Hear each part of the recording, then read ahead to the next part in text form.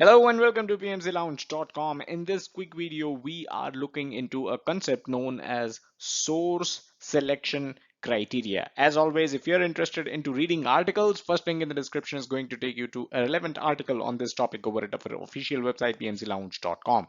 Also, second link in the description will take you to a playlist of every single video that we have done on the procurement management knowledge area.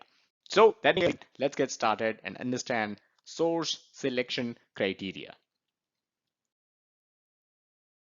So to begin with, where exactly do you find this concept? Where exactly do you find source selection criteria? It is actually another important output of the plan procurement management process.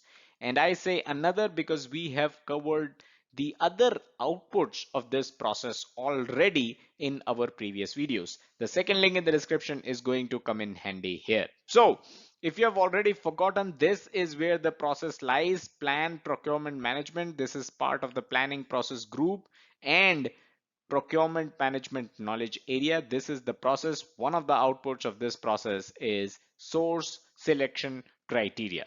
Let's get ahead and understand this more. Okay, so you know that source selection criteria is basically an output of the plan procurement management process. So this is a criteria for selecting a source. Source is also a seller, right? It is just another name for a seller or a vendor. So this output helps you in deciding which vendor or which seller you are going to select. Now, in order to do so, you need to actually do significant planning. And as part of that planning, you are expected to work with important stakeholders of the project, and you are expected to chalk out a criteria that can be applied to every single potential seller. So this criteria can be as simple as a list of questions, and we will look at the list of questions in the next slide. But from this slide, the takeaway that you should have is this is where you as a project manager is working with other important project stakeholders and coming up with that criteria. Based on this criteria, you are going to select the seller. A quick reminder, all our PMP courseware articles and videos are available for free on this link, pmclounge.com/PMP training. Check it out. So let's take a look at a list of questions that can be part of your criteria for selecting a seller. Is the seller capable of accomplishing the project work? So if you have some project work and you float it in the market, you ask for sellers or vendors to come in and bid on it, right? Anyone can come in and bid on it, but you as the project manager, you need to make sure that the seller is at least capable of doing the project work, right? Any Tom, Dick, and Harry can come in and seek the contract, but you should evaluate whether the seller is capable of accomplishing the project work, capable of doing the work that you're looking for. Cost of hiring the seller: what is the cost being quoted by the different vendors? The financial status of the seller. This is also important, right? As part of the contract, as part of the work that you're contracting out, it is possible that the seller may have to, let's say, invest some of their own money before you make the payments. So they should also have good financial status, good financial standing to be able to do so. Experience of the seller: are they new players in the market? Are they old and experienced and famous? That also should be a part of the criteria where you select a vendor. Are there subcontractors involved? That means the seller going to involve other subcontractors, other sub sellers? That can also be a part of the criteria.